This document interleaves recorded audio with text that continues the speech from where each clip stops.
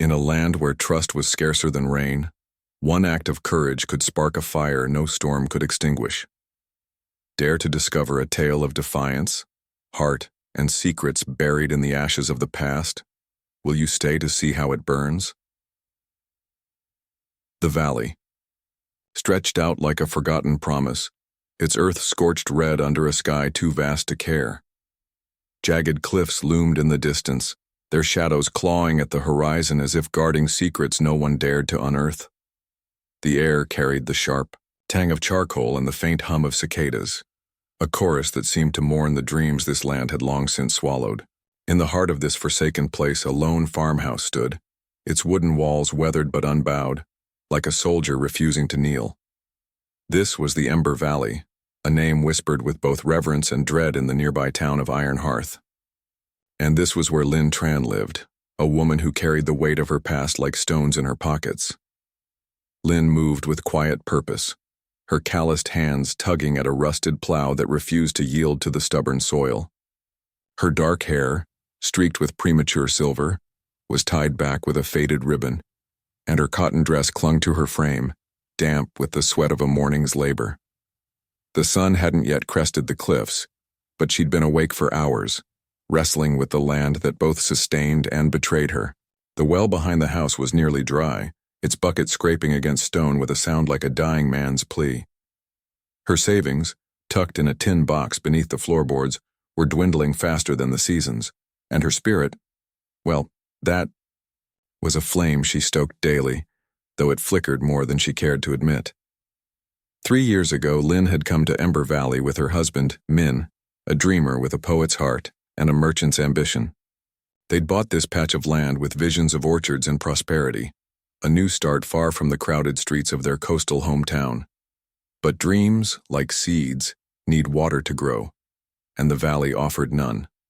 Min had fallen ill during a brutal winter, his coughs echoing through the house until they stopped altogether. The town doctor, a man with more whiskey on his breath than medicine in his bag, had shaken his head and left. The preacher offered prayers, but no comfort. Min was buried under a mesquite tree at the valley's edge, and Iron Hearth forgot him before the dirt had settled. Linh stayed. She didn't know if it was stubbornness or love that kept her tethered to this place. Maybe both. The townsfolk called her foolish, a widow too proud to sell, too fierce to remarry. They whispered about her in the market, their eyes sliding over her like she was a ghost who'd overstayed her welcome. A woman alone in that valley? She's tempting fate, they'd say. Or worse, she's cursed. Linh heard the rumors but paid them no mind. She'd learned long ago that tongues wagged fastest when hearts were small. Her farmhouse sat a mile from Iron Hearth, beyond a grove of twisted juniper trees where only the reckless or the resolute dared to linger. Most days Linh felt like neither. She was just a woman trying to keep her roof from leaking and her hope from crumbling. She paused now, wiping her brow with the back of her hand, and squinted at the horizon. A hawk circled high above, its wings slicing through the dawn, like a warning. The wind shifted, carrying a faint, unfamiliar scent, something metallic like blood or memory. That's when she saw it. At first it looked like a pile of rags abandoned by some weary traveler, half hidden in the shadow of a boulder near the Foy barn. Lin's grip tightened on the plow, her pulse quickening. She stepped closer, her boots crunching against the parched earth, and her breath caught in her throat. It wasn't rags. It was a man, curled on his side, his chest rising in shallow, uneven gasps, blood pooled beneath him, dark and viscous, seeping into the cracks of the valley floor like ink on a page. He was young, perhaps no older than 30, with skin bronzed by a life under the sun. His hair, long and black, was matted with dust and sweat spilling across his face like a veil. He wore a tattered tunic of woven hemp stained with dirt and torn at the chest, revealing a gash that wept red with every breath. Around his neck hung a cord of braided leather, adorned with a single obsidian bead and a shard of bone carved into the shape of a crescent moon. Lin's heart slammed against her ribs. She knew that symbol, though she'd never seen it up close. The townsfolk spoke of it in hushed tones, their voices thick with fear and scorn. The Crescent Kin, they called them, a nomadic people who roamed the cliffs beyond the valley, their lives shrouded in mystery and menace. Stories flooded her mind. Tales spun in Ironhearth's saloon and church pews. The Crescent Kin were thieves, they said, who stole cattle under moonlight. They were warriors who left no survivors, their blades as silent as their footsteps. They were heathens who worshipped strange gods and danced with shadows. Lynn had never believed the stories, not entirely. She'd seen too much of the world to trust gossip over truth. But standing here, alone with a wounded stranger bleeding into her land, doubt gnawed at her like a hungry wolf.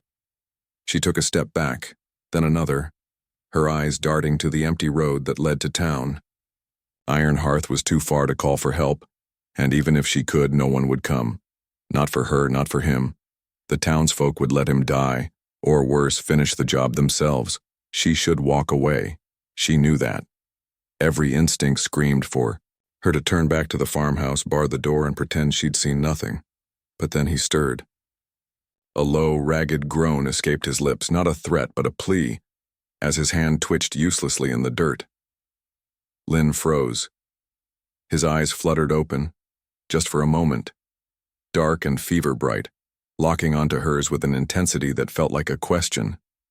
She didn't know what he saw in her, a savior, a fool, or just a shadow against the dawn. But in that fleeting glance, something shifted inside her, like a lock turning in a door she'd long kept shut. She turned toward the barn, her steps quick and sure, and returned moments later with a clay jug of water, her last, drawn from the well's dwindling depths. Kneeling beside him, she cradled his head, her fingers brushing against the heat of his skin, and tilted the jug to his cracked lips. He didn't drink at first. His gaze held hers, wary, searching, as if weighing her intentions against the weight of his pain. Then slowly, his lips parted. He took a sip, then another, the water trickling down his chin. It was a small act, insignificant in the grand sweep of the valley's history, but to Lynn it felt like a vow she hadn't meant to make. When the jug was empty, she set it down and stood, her hands trembling not from fear but from the sudden awareness of what she'd done. She'd given water to a stranger who might be her undoing. She'd defied the unspoken rules of Ironhearth, rules that kept people like her in line and people like him out of sight. As she walked back to the farmhouse, the hawk's cry pierced the silence, sharper now, closer. Lynn glanced over her shoulder, half expecting the man to be gone, a mirage born of heat and loneliness. But he was still there, his chest rising, faintly, his eyes closed once more. And in the quiet of the valley, a question hung heavier than the dawn. What had she just set in motion? The sun climbed higher over Ember Valley, painting the cliffs in hues of amber and rust, but its warmth did little to ease the chill in Linh Tran's bones. She stood in the doorway of her farmhouse, the empty clay jug still clutched in her hands, its weight a reminder of the choice she'd made. The stranger lay where she'd left him, near the boulder by the barn, his chest rising and falling with the fragile rhythm of someone clinging to life. His blood had darkened the earth, a stark contrast to the pale dust that coated everything else. Lynn's gaze lingered on the crescent moon pendant at his throat, its bone shard glinting like a warning in the morning light. She didn't know his name, his story, or his sins, but she knew one thing. She'd crossed a line Ironhearth would never forgive. Inside the farmhouse, the air was heavy with the scent of old wood and yesterday's bread. Lynn set the jug on the table and sank into a creaky chair, her mind racing. The townsfolk's stories about the Crescent Kin churned in her thoughts. Tales of midnight raids, of villages reduced to ash, of warriors who moved like ghosts and left only whispers behind. She'd always dismissed them as fear-mongering, the kind of gossip that thrived in a place like Ironhearth where distrust was currency. But now, with a wounded man bleeding on her land, those stories felt less like fables and more like prophecies. What if he was a scout, a harbinger of something worse? What if saving him had painted a target on her roof? She rose and paced to the window, peering out at the stranger. He hadn't moved, but his presence seemed to shift the valley's rhythm. like a stone dropped into still water. The cicadas had fallen silent, and even the hawk that had circled earlier was gone. Lin's fingers traced the edge of the windowsill, where men had once carved their initials in a moment of fleeting joy. She wondered what he'd think of her now, risking everything for a man who might be her ruin. Men had been cautious, always urging her to blend in, to avoid the town's scrutiny. "Keep your head down, Lin," he'd say. "This valley doesn't reward heroes." But Min was gone, and Lin was tired of bowing to fear. She stepped outside, her boots soft against the earth, and approached the stranger again. Up close, he was younger than she'd first thought, his face etched with lines of pain rather than age. His tunic, though torn, was finely woven, hinting at a life of purpose, not poverty. The gash across his chest was deep, the edges ragged, as if made by a blade that knew no mercy. Lin knelt beside him, her shadow falling over his face, and checked his pulse. It was faint but steady, a stubborn thread tying him to the world. She reached for the pendant, curious, but stopped short when his hand twitched, as if guarding it even in his stupor. A sound broke the silence, a low, guttural cough that rasped from his throat. His eyes flickered open, dark as the obsidian, bead around his neck, and fixed on her with a clarity that made her breath hitch. They weren't the eyes of a dying man. They were sharp, searching, carrying a weight that spoke of battles fought and losses borne. For a moment neither moved, the valley holding its breath around them. Then in a voice rough as gravel he spoke a single word. "Why?" Lin blinked, caught off guard. "Why what?" she asked, her voice steadier than she felt. He swallowed, wincing as the effort pulled at his wound. "Why, water." His accent was thick, each syllable deliberate, as if English were a path he rarely traveled. She hesitated, glancing at the empty jug still sitting on the porch. "Because you were dying," she said simply, "and I'm not the kind who walks away." His gaze held hers, unyielding, as if peeling back the layers of her words to find the truth beneath. Then, slowly, he nodded, a gesture so slight it might have been missed. "You are not like them," he murmured, his voice fading as his eyes fluttered shut again. Lin's heart thudded. Not like them. The words lingered, both a compliment and a challenge. She stood, brushing the dirt from her knees, and turned back toward the house to fetch bandages and herbs, anything to keep him alive a little longer. But before she could take a step, a new sound froze her in place. It wasn't the wind or the creak of the barn. It was deeper, rhythmic, like the pulse of the earth itself. Hooves. Dozens of them, approaching fast. She spun toward the horizon, her breath catching as a line of riders emerged from the cliff's shadows. They moved with eerie precision, their horses' strides synchronized, their silhouettes sharp against the rising sun. Dust barely rose beneath their hooves, as if the valley itself conspired to keep their arrival secret. Lin's hand flew to her chest, where Min's old pocketknife hung on a cord, a useless defense against what was coming.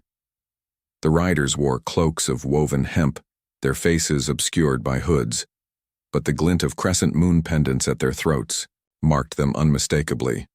The Crescent Kin. There were at least 20, their horses fanning out to encircle the farmhouse in a silent, suffocating arc. Lin's pulse roared in her ears, but she didn't run. She stood her ground, her eyes darting to the stranger who lay oblivious to the storm gathering around him. The lead rider dismounted, his movements fluid despite the weight of a long, curved blade at his hip. He was tall, his cloak adorned, with feathers that caught the wind, and his eyes, when they met hers, were as unreadable as stone. He glanced at the wounded man, then back at Lin, his silence louder than any shout. Her mouth went dry, but she forced herself to speak. "He's hurt," she said, her voice cutting through the tension. "I gave him water, that's all." The rider tilted his head, studying her as if she were a puzzle he hadn't expected to find. Then, to her shock, he knelt beside the stranger, placing a hand on his brow. The other riders remained still, their horses snorting softly, their hands resting on weapons but not drawing them. Lin's mind raced. Were they here to take him? To thank her?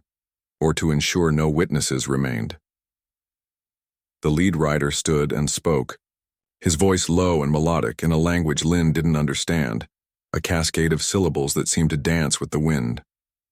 The wounded man stirred at the sound, his eyes opening briefly, and he rasped something in the same tongue. The leader nodded, then turned to Lynn. "You gave him life," he said in halting English, his accent softer than the stranger's. "This is not forgotten." Before she could respond, he raised a hand and the riders began to withdraw, their horses turning as one. Lynn's knees weakened, relief warring with confusion. But the wounded man didn't move to join them. He remained where he lay, his gaze fixed on the sky as if tethered to the valley by something stronger than blood. The lead rider mounted his horse, pausing to look at Lynn one last time. "He stays," he said simply, "until the debt is paid." The riders vanished into the cliffs as swiftly as they'd come, leaving only hoofprints and a lingering sense of unease. Lynn stared at the stranger, her mind a tangle of questions. A debt? What debt? And why did his staying feel less like a promise and more like a storm gathering on the horizon? She knelt beside him again, her hands hovering over his wound, and whispered, "Who are you?" But his eyes were closed and the valley offered no answers, only the echo of hooves fading into the dawn. And then, from the road to Iron Hearth, a new shadow moved, a lone figure, watching from afar. Who else had seen the Crescent Kin ride in? The morning sun hung low over Ember Valley, its light splintering through the juniper trees and casting long, trembling shadows across Linh Tran's farmhouse. The hoofprints of the Crescent Kin riders had faded into the dust, but their presence lingered like a storm cloud just beyond the horizon. Lynn stood on the porch, her arms crossed tightly, staring at the stranger who now sat propped against the barn wall. His wound was bound with strips of cloth she'd torn from an old quilt, his chest rising with stronger breaths than before. The crescent moon pendant at his throat gleamed faintly, a silent testament to the world he came from, a world Lynn knew nothing of, yet had invited into her own. She'd spent the morning tending to him, boiling herbs into a pungent salve and coaxing sips of broth past his lips. He hadn't spoken since his cryptic words the day before. "You are not like them." But his eyes followed her every move, not with suspicion, but with a quiet intensity that made her skin prickle. She didn't know his name, and he hadn't offered it. She didn't know why the Crescent Kin had left him behind or what debt their leader had spoken of. But she knew one thing. His staying changed everything. Iron Hearth would hear of the rider soon enough, and the shadow she'd glimpsed on the road, the lone watcher, meant someone already had. Lynn stepped off the porch, her boots crunching against the earth, and approached the stranger. He was sharpening a small knife with a whetstone, the rhythmic scrape filling the silence. Up close, she noticed new details. A faint scar curving along his temple, half hidden by his dark hair. The way his fingers, though calloused, moved with a precision that spoke of skill, not savagery. She cleared her throat. "You can't stay here," she said, her voice firm, but not unkind. "Not like this. The town. They'll come looking." Didn't look up, but his hands paused, the whetstone hovering over the blade. "They always come," he said, his voice low, accented, carrying the weight of someone who'd faced too many mobs to count. "But I do not run." Lynn's jaw tightened. "Maybe you should, for both our sakes." He raised his eyes then, dark and unyielding, and for a moment she felt as if he saw straight through her, past her defiance, past her fear, to the part of her that still mourned Min, still fought to prove this valley was hers. "You gave me water," he said. "In my people, that is a bond. I stay until you are safe." "Safe?" Lynn let out a sharp laugh, gesturing at the barren land around them. "Look at this place. I haven't been safe since I got here. The well's drying up, the town thinks I'm cursed, and now you're here, making it worse." He tilted his head, considering her words. "Worse," he repeated, as if tasting the word. "Or stronger." She blinked, caught off guard by the quiet. conviction in his voice. Before she could respond, a flicker of movement caught her eye, a glint of metal near the barn's corner. She spun, her heart lurching, but it was only the wind stirring a loose hinge. Still, the memory of the watcher on the road gnawed at her. She turned back to the stranger, her voice softer now. "What's your name?" He hesitated, his fingers tightening around the knife. Then slowly he set it down. "Kael," he said, the word carrying a cadence that felt like a song half remembered. "And yours?" "Lin," she replied, surprised by how easily it slipped out. It was the first time she'd given her name to anyone in months, maybe years. The valley seemed to hold its breath, as if marking the moment. Kael nodded, a faint flicker in his gaze, amusement, perhaps, or recognition. "Lin," he said, testing the sound. "It means spirit. Fitting." She frowned, unsure whether to be flattered or unsettled. "How do you know that?" "My people travel far," he said simply. "We learn the tongues of those we meet. Yours is not the first spirit we've known." The weight of his words settled over her, stirring questions she wasn't ready to ask. Who were the Crescent Kin, really? Not the monsters Ironhearth painted, but a people with their own codes, their own scars. She opened her mouth to press further, but a sharp crack echoed from the grove of juniper trees beyond the farmhouse. Her head snapped toward the sound, her hand instinctively reaching for the pocket knife at her chest. Kael was on his feet in an instant, his wound forgotten, the knife back in his hand. His movements were fluid, predatory, like a wolf sensing a threat. "Stay here," he said, his voice a low command. Lin bristled. "This is my land, I don't take orders." He glanced at her, a ghost of a smile tugging at his lips. "Then come, but stay close." Together they moved toward the grove, Lin's heart pounding as the trees loomed closer, their twisted branches clawing at the sky. The air grew cooler, the scent of sap mingling with something sharper. Smoke, faint but unmistakable. Lin's grip tightened on her knife, her eyes scanning the shadows. Kael moved ahead, silent despite his injury, his gaze darting from tree to tree. Then he stopped, raising a hand to signal her to halt. There at the edge of the grove was a pile of charred wood still smoldering, as if someone had tried to start a fire and fled before it could spread. Beside it lay a single arrow, its shaft carved with the crescent moon symbol of the Crescent Kin. Lin's stomach twisted. "Is this yours?" she whispered. Kael knelt, studying the arrow without touching it. "No," he said, his voice hardening. "This is a warning. Not from my kin." "Then who?" Lin's voice trembled, though she fought to keep it steady. Kael stood, his eyes scanning the horizon toward Ironhearth. "Someone who wants us both gone." Before Lin could process his words, a new sound broke the silence, a low, mournful horn echoing from the cliffs. It wasn't the Crescent Kin's rhythm nor the town's church bell. It was something older, wilder, like a call from the valley itself. Kael's hand tightened around his knife, his body tensing as if bracing for a blow. Lin's gaze darted between him and the smoldering wood, her mind racing with questions. Who had left the arrow? Why now? And what did Kael know that he wasn't telling her? As the horn's echo faded, a flicker of movement caught her eye, a figure cloaked and hooded retreating into the cliffs. Not the watcher from the road, but someone new. Someone who knew the valley's secrets better than she did. What was coming for them, and could they face it together?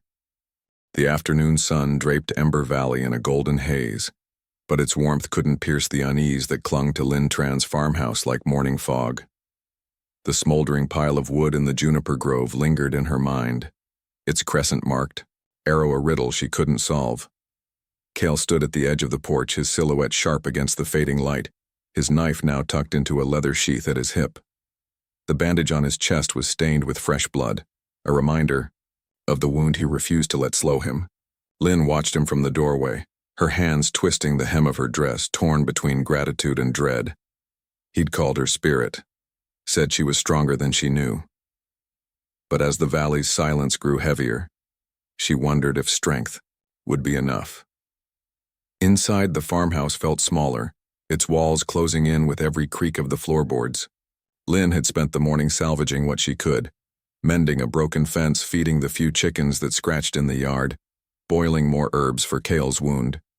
He'd helped where he could, his hands steady despite the pain, repairing, a loose hinge on the barn and hauling water from the well's dwindling depths. He moved with a quiet purpose, never asking for thanks, never lingering too close. Yet his presence was a constant, like the heartbeat of the valley itself, steady and undeniable. Lynn caught herself noticing small things. The way his scar caught the light when he turned his head, the faint hum of a tune he murmured while working, the careful way he avoided stepping on Min's carved initials in the windowsill. She stepped, outside now, a tin cup of chicory coffee in her hands, and offered it to Kael. He took it with a nod, his fingers brushing hers for a fleeting moment, enough to send a spark through her veins, though she hid it behind a frown. "You shouldn't be moving so much," she said, gesturing to his bandage. "That wound needs rest, not work." Kael sipped the coffee, his eyes scanning the horizon toward Iron Hearth. "Rest is for the safe," he said, his voice low, accented, with that melodic cadence she was beginning to recognize. "This valley is not safe, not yet." Lynn followed his gaze, her stomach knotting at the thought of the town. The watcher on the road, the cloaked figure in the cliffs, they were out there whispering her name, weaving tales of betrayal. "They'll call me a traitor," she said, her voice barely above a whisper, "for keeping you here. They'll say I've turned my back on them." Kael turned to her, his dark eyes softening, though his expression remained unreadable. "They fear what they do not know," he said. "My kin are not the demons they claim. We are keepers of the old ways, bound to the land to honor. You gave me life, Lynn. That is a debt my people do not forget." She studied him, searching for the truth behind his words. "And what does that mean exactly? This debt? You stay, until I'm safe, but safe from what? Your kin?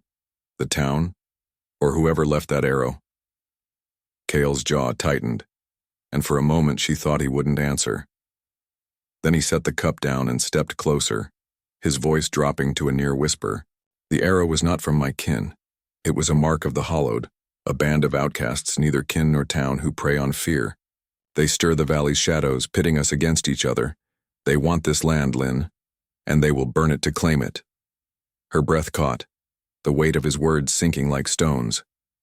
The Hallowed.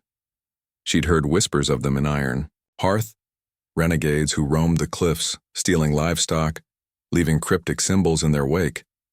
But she'd thought them a myth, a scapegoat for the town's troubles. Now, with Kael's certainty and the arrow's crescent mark burning, in her memory, doubt gave way to fear. "Why my land?" she asked. "It's just dirt and debt. What do they want with it?" Kael hesitated, his gaze flickering to the well behind the house. "Some lands hold more than dirt," he said cryptically. "Some hold memory, power. Your well, it is older than this valley, older than the kin. The Hallowed seek what lies beneath." Lynn's mind raced, her eyes darting to the well, its stone rim worn smooth by time.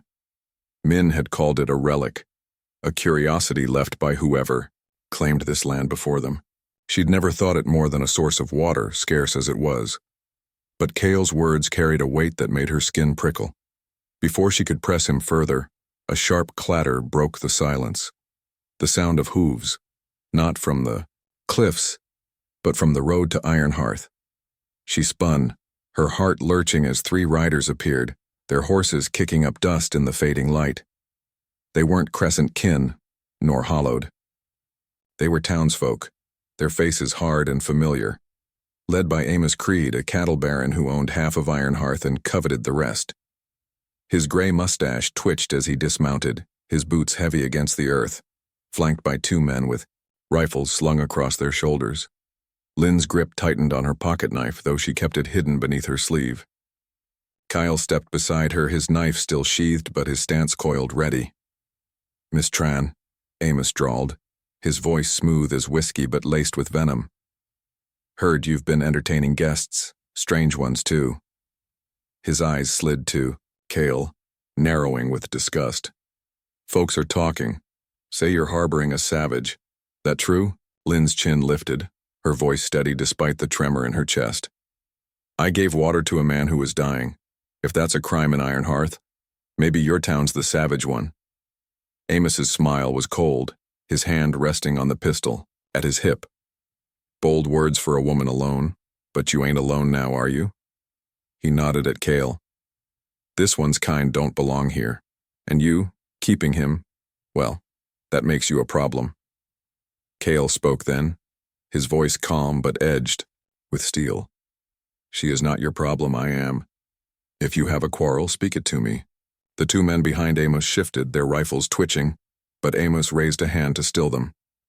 Oh, I'll speak it, he said, but not here. Not yet. You've got till sundown tomorrow to clear out, both of you, or Ironhearth comes for you, and we don't ask twice. Lin's blood ran cold, but she held Amos's gaze. This is my land, she said. You don't get to decide who stays. Amos chuckled, low and mean. Land don't mean much when you're buried under it. He turned, mounting his horse with a grunt, and rode off with his men, their shadows stretching long and menacing. Across the valley, Lin stood frozen, her breath shallow until the dust settled. Kael's hand brushed her arm, a fleeting touch that grounded her. You spoke like a warrior, he said, a trace of admiration in his voice. She turned to him, her eyes blazing. I spoke like someone with nothing left to lose. But you know more than you're saying. What's in that well? And why are you really here? Kael's expression darkened, his gaze drifting to the cliffs where the cloaked figure had vanished. I am here because you gave me life, he said. But the valley, it calls to more than me. The Hollowed are coming, Lin, and they will not stop until the well's secret is theirs. As night fell, the valley grew still, but the air crackled with unseen eyes. Lin looked at Kael, his silhouette a quiet promise against the stars, and felt a truth take root. Whatever lay beneath, the well it bound them now, her, Kael, and the shadows closing in. But who would reach it first, and at what cost? The night settled over Ember Valley like a heavy cloak, its stars half hidden by clouds that promised rain but delivered only restlessness. Linh Tran sat on the porch of her farmhouse, a lantern casting flickering shadows across her face, its glow barely reaching the barn where Kael kept watch. The air was thick with the scent of dust and impending trouble, the memory of Amos Creed's threat. Sundown tomorrow, or Ironhearth comes for you, echoing in her mind like a drumbeat. The crescent-marked arrow from the juniper grove lay on the table beside her, its carved shaft a silent accusation. Lin's fingers traced its edges, her thoughts spiraling. The Hollowed, Amos, the well's secret. What did they all want with her land, and why did Kael's presence feel like both a shield and a spark? Inside, the farmhouse was a fortress of memories, its walls lined with Min's old sketches of the coast they'd left behind. Lin had spent the day fortifying what she could, boarding a loose window, sharpening her pocket knife, rationing the last of her flour. Kael had worked alongside her, his strength defying the blood seeping through his bandage. He'd rebuilt a section of the fence, cleared brush from the well's rim, and carved a small wooden charm, a crescent moon with a single bead, leaving it on the porch without a word. Lin held it now, its smooth surface warm against her palm, a gesture that stirred something she wasn't ready to name. His silence was louder than words, his actions a language she was beginning to understand. She glanced at the barn, where Kael stood silhouetted against the night, his knife glinting, as he scanned the cliffs. The horn's mournful call from the previous day still haunted her, its echo intertwined with the cloaked figure's retreat. Lin stood, the charm clutched in her hand, and crossed the yard to join him. You don't sleep, she said, her voice soft but pointed. Not since you got here. Why? Kael's eyes remained on the horizon, his scar catching the lantern's light. Sleep is a luxury, he said, his accent curling around the words like smoke. The Hollowed do not rest. Neither can I. Lin stepped closer, her shadow merging with his. You keep talking about them, but you don't explain. Who are the hollowed, Kael? And what's in the well that's worth all this? He turned to her then, his gaze heavy with secrets. The hollowed were once kin, he said, his voice low, deliberate. Outcasts who betrayed our ways, seeking power over honor. The well, it is a gate, Lin, to a chamber beneath the valley, carved before our time. It holds the tears of the moon, a relic my people swore to protect. Its light can heal, but in the wrong hands, it can destroy. Lin's breath caught, her mind reeling. A relic? She'd thought the well a relic of farmers long gone, not a sacred vault. And the hollowed want it, she said, piecing it together. But why now? Why my land? Kael's jaw tightened. Because I am here, he admitted. I was tracking, them hunting their leader when I was wounded. Your water saved me, but it also drew their eyes. They know I will not leave you. Her heart thudded, anger flaring alongside something softer, gratitude perhaps, or trust. So I'm caught in your war, she said, her voice sharp. You brought this to my door. Kael's eyes softened, a rare vulnerability breaking through. I brought danger, he said. But I stay to end it. You are not alone, Lin. Not anymore. The words landed like rain on parched earth, stirring emotions she'd buried since Min's death. She wanted to push back, to demand more answers, but the sincerity in his gaze held her still. Before she could speak, a sharp crack split the night, a branch snapping in the grove. Kael's hand flew to his knife, his body shielding Lin's as they turned toward the sound. The lantern's light flickered, casting wild shadows, and then she saw it. A gale of steel in the trees, followed by the low growl of voices. Stay behind me, Kael whispered, his voice a blade's edge. But Lin shook her head, her pocket knife, now in hand, its blade trembling but steady.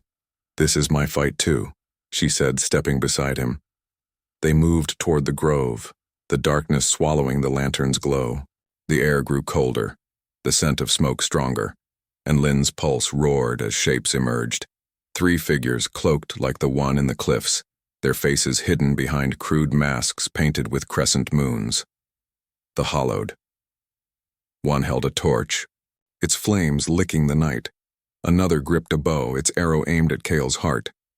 The third, taller, stepped forward, his voice a guttural rasp. The warrior and the widow, he sneered. Give us the well and you live. Lin's blood ran cold, but she held her ground. This is my land, she said, her voice ringing clear. You'll get nothing. The leader laughed, raising his torch. Then we take it. Kael moved faster than thought, his knife flashing as he lunged, disarming the archer in a blur of motion. Lin dove behind a tree, her knife slashing at the torchbearer's cloak as he swung at her. The grove erupted in chaos, grunts, steel clashing, the crackle of flames. Kael fought like a storm, his wound forgotten, but the hollowed were relentless, their numbers a shadow pressing in. Lin's heart pounded, her breath ragged, but she fought beside him, her knife drawing blood from the torchbearer's arm. Just as the leader raised his blade to strike Kael, a new sound shattered the night. A piercing whistle from the cliffs, followed by the thunder of hooves. The hollowed froze, their masks turning toward the sound, and then they fled, vanishing into the trees like smoke. Lin and Kael stood panting, blood and dirt smeared across their faces as the hoofbeats faded. But the whistle lingered, its note, hauntingly familiar, the same horn from before.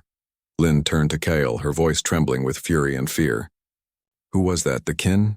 More hollowed? Tell me the truth, Kael. He sheathed his knife, his chest heaving, his eyes locked on the cliffs. Not kin, he said, his voice grim. Someone else. Someone who wants the tears as badly as the hollowed. Lin's grip tightened on the crescent charm, its bead digging into her palm. The valley was no longer hers alone. It was a battlefield, and she was at its heart.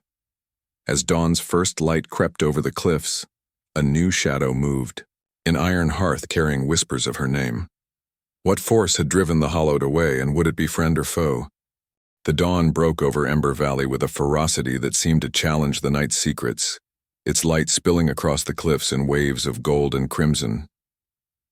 Linh Tran stood at the edge of her farmhouse porch, her breath visible in the cool morning air, her pocket knife gripped tightly in one hand and Kael's crescent moon charm in the other. The ultimatum from Amos Creed, sundown or iron hearth comes, had passed with the stars, and the valley hummed with an eerie stillness, as if holding its breath for the storm to come.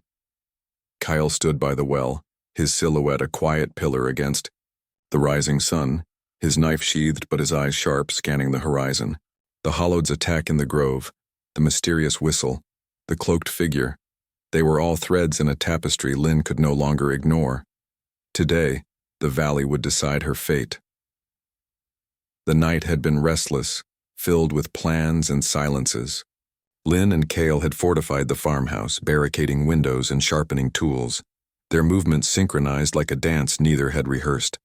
She'd asked more about the tears of the moon, and Kael had spoken in halting tones of a relic forged by the Crescent Kin's ancestors, a crystal vial said to hold starlight, capable of healing wounds or igniting hearts, but deadly if wielded by greed. The hallowed seek it to rule, he'd said, his voice heavy. We protect it to remember. Linh had listened, her mind racing with the weight of a secret her land had kept for centuries, a secret men had never known. Now, as the sun climbed higher, a low rumble stirred the valley, not thunder, but hooves, dozens of them converging, from the road to Iron Hearth. Lynn's heart lurched as she spotted Amos Creed at the head of a posse, 10 men strong, their rifles glinting, and their faces set in grim resolve. But they weren't alone. From the cliffs a second group emerged, cloaked figures with painted crescent masks, the hollowed, their torches casting flickering shadows even in daylight.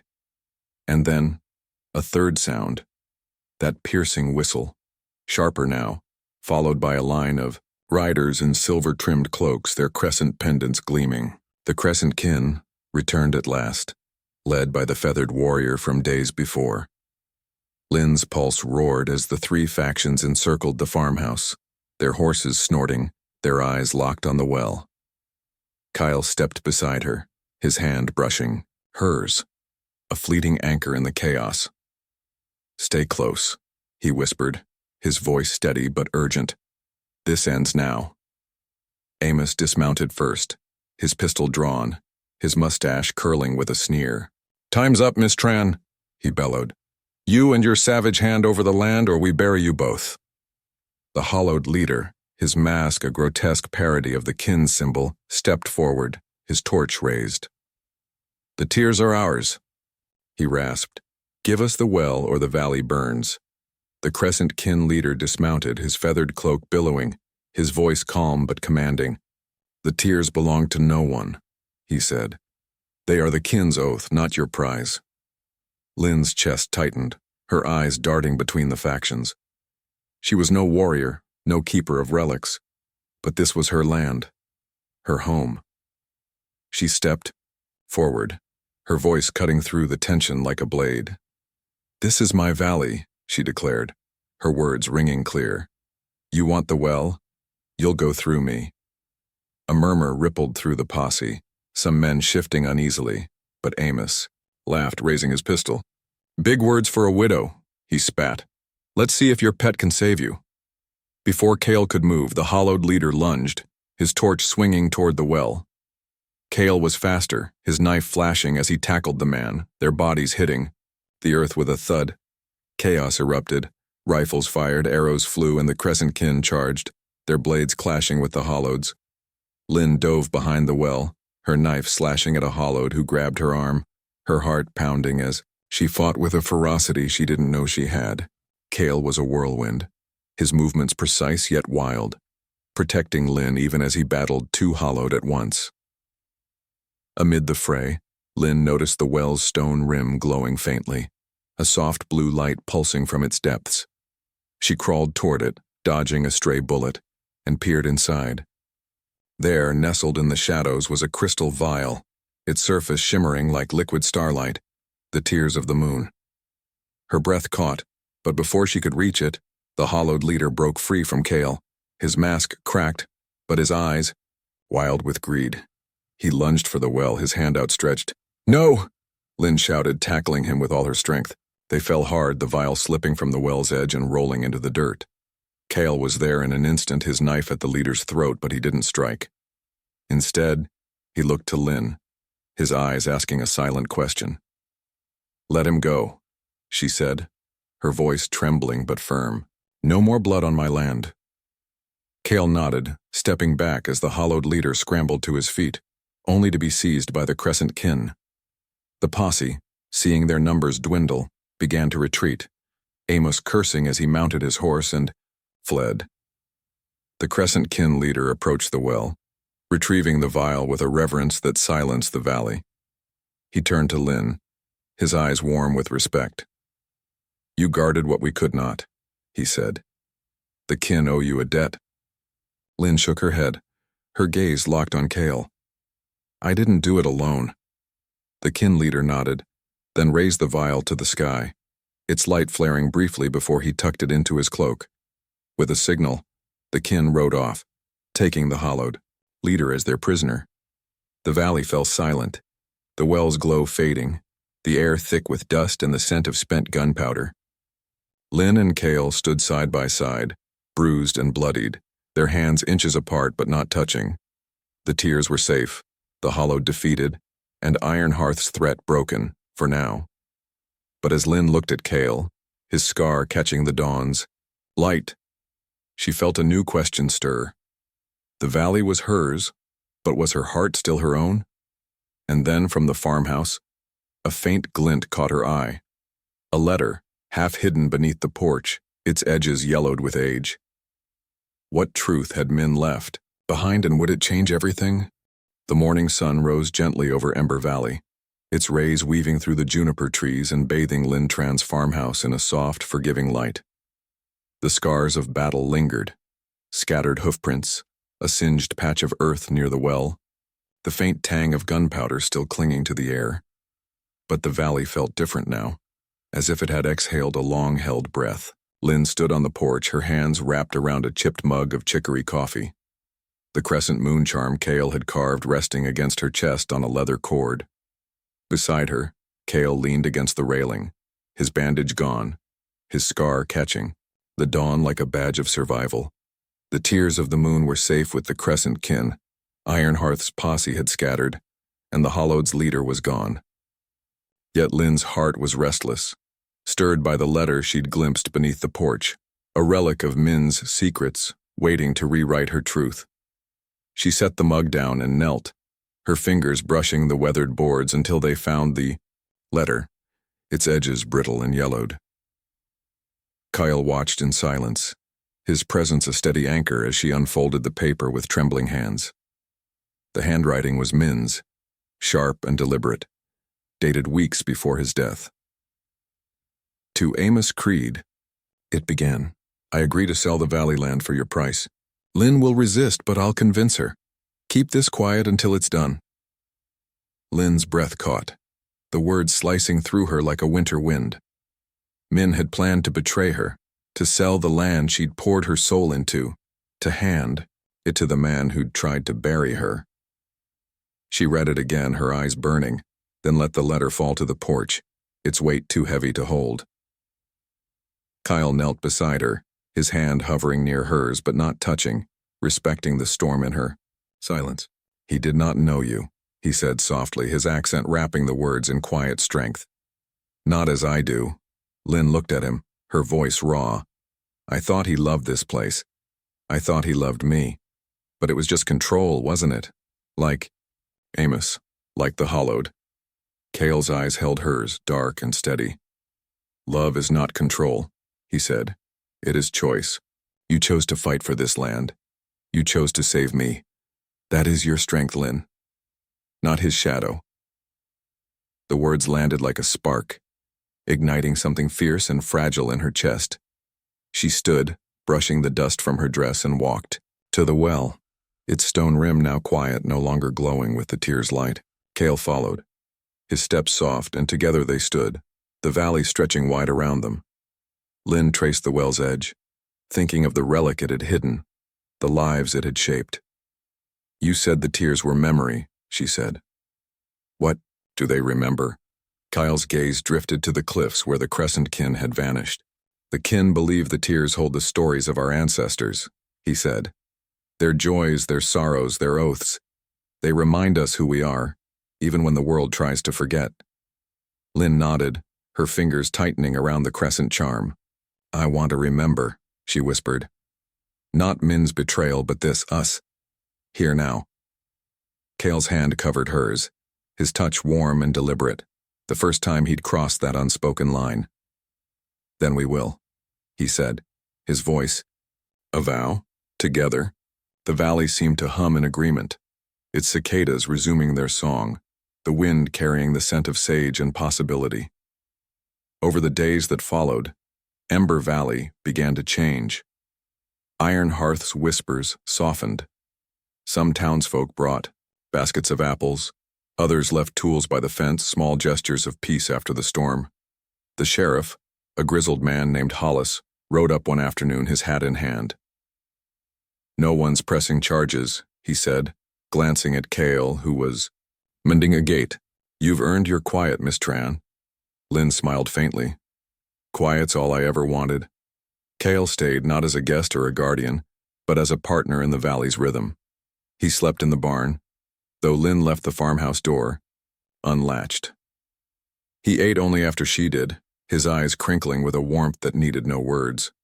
They worked side by side, rebuilding the fence, planting seeds in the stubborn soil, carving new charms to hang above the well. One evening, as the stars blanketed the sky, Lynn sat beside him on the porch, her shoulder brushing his. Do you miss your kin?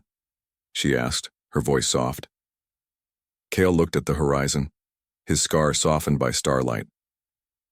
I carry them here, he said, touching his chest. But this valley, it is home now. You are home. Lynn's breath caught, and she leaned her head against his shoulder, the crescent charm glinting between them. No promises were spoken, no vows exchanged, but in that silence they built something stronger than words, a bond forged in fire, rooted in choice. The valley, once a place of loss, bloomed with new life, its earth softer under their hands, its well brimming once more. This story, like the tears of the moon, reminds us that history is not just battles or betrayals, but the small acts that shape us, acts of courage, of kindness, of trust. In the late 19th century, immigrants like Lynn faced untold challenges, carving homes from unforgiving lands while navigating prejudice and loss. Their resilience, much like the Crescent Kin's oaths, teaches us that legacy is not what we take, but what we give. So, what act of kindness has shaped your story? Share it in the comments below, and let's keep the ember of this tale alive.